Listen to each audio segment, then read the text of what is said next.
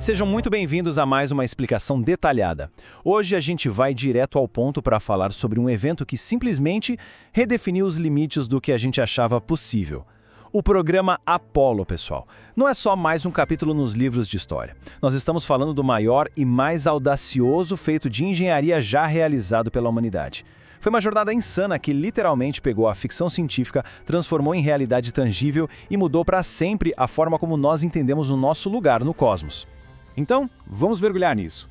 Para entender o tamanho desse desafio, a nossa jornada vai seguir uma linha do tempo bem clara. Nós vamos começar pelo início da corrida espacial, depois passaremos pelos testes, a tragédia e a preparação.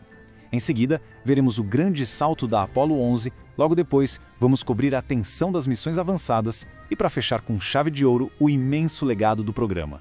Seção 1. O início da corrida espacial. Para entender a grandiosidade tecnológica que estava a caminho, a gente precisa primeiro olhar para o tenso cenário geopolítico da época. Basicamente, o programa Apollo foi aquela série extremamente ambiciosa de missões da NASA que aconteceu entre 1961 e 1972. O objetivo? Levar um ser humano à Lua e, o mais importante, trazê-lo de volta em segurança. Isso é fundamental, viu? Um pouso só de ida não servia de jeito nenhum. E pensa bem, a engenharia daquela época operava com computadores que eram incrivelmente menos potentes do que um relógio digital moderno. E mesmo assim, eles precisavam garantir uma viagem de volta perfeita. A verdade é que a Apollo foi uma resposta direta à corrida espacial. Historicamente falando, essa foi uma disputa tecnológica intensíssima entre os Estados Unidos e a União Soviética. Não era só uma questão de ideologia, era uma competição feroz para provar superioridade científica. Ou seja, o programa não nasceu só porque alguém achou que seria legal visitar a Lua. Ele foi o clímax absoluto dessa batalha sem precedentes pela liderança global. Seção 2. Testes, tragédia e preparação. E aqui que o clima muda um pouco. Romper a atmosfera carrega um peso imenso e riscos de vida profundos. É de cair o queixo vir a velocidade com que essa tecnologia evoluiu em uma única década.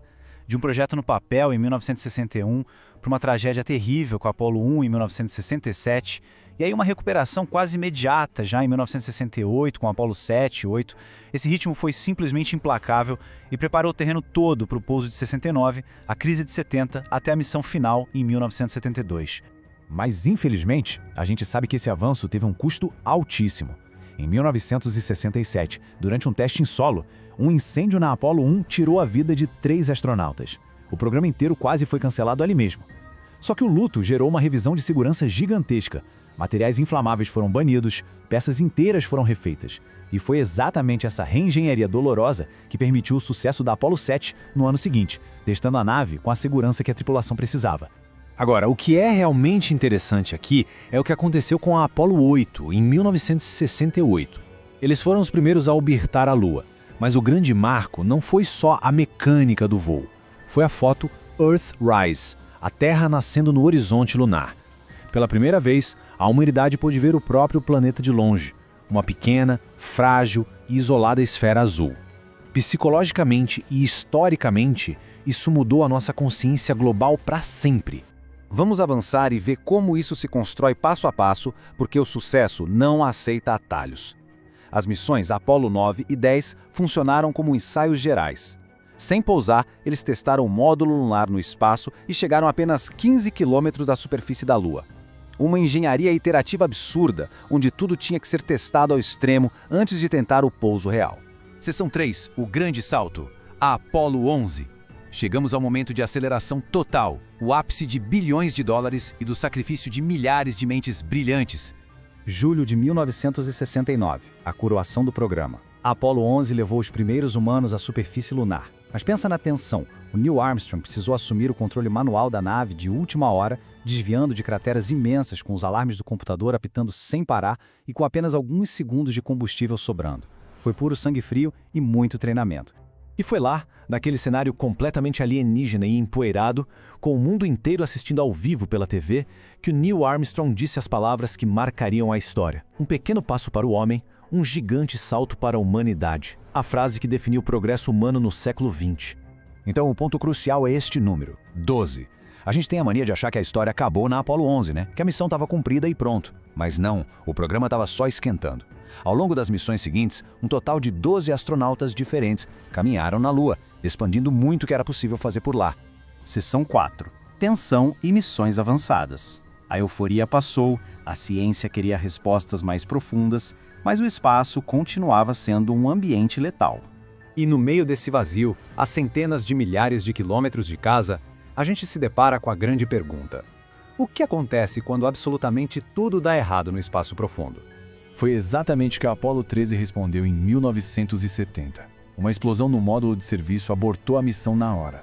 A partir daí, virou uma corrida contra o frio e a falta de oxigênio. Com fita adesiva, papelão e muita genialidade, eles improvisaram para sobreviver. E quer saber? Não foi um fracasso. É lembrada até hoje como um dos maiores triunfos do improviso e da engenharia humana. Depois desse susto imenso, as missões Apollo 15, 16 e 17, entre 71 e 72, foram super produtivas. O grande trunfo aqui foi a introdução do rover lunar. Imagina um Jeep elétrico off-road na Lua. Isso aumentou drasticamente a área que os astronautas podiam explorar, permitindo uma coleta massiva de amostras. Seção 5. O legado do programa. Os foguetes se silenciaram, a poeira baixou. O que essa era de ouro deixou pra gente? Isso ilustra perfeitamente o impacto brutal de tudo o que aconteceu. Tivemos 6 pousos na Lua e 12 astronautas por lá. Mas o verdadeiro prêmio ficou aqui na Terra. Para Apollo dar certo, a gente teve que miniaturizar computadores, o que praticamente deu início à era digital que vivemos hoje. Tivemos avanços incríveis em materiais, gestão de risco e, claro, um salto inimaginável na geologia planetária. A importância histórica é incalculável. A Apollo provou, de uma vez por todas, que viagens tripuladas ao espaço profundo são possíveis. E mais do que isso, preparou o terreno para que estamos vivendo hoje. O programa Artemis, que agora busca retornar à Lua, caminha lado a lado com os passos e os manuais de instrução deixados lá nos anos 60. O que nos deixa com um pensamento final fascinante. Se na década de 60, com uma fração da capacidade de um celular moderno, a engenharia conseguiu ir até a Lua e voltar, como as conquistas da Apollo vão continuar a inspirar o nosso próximo grande salto para o espaço profundo? É uma pergunta que instiga a mente. Muito obrigado por acompanharem esta explicação. Até a próxima!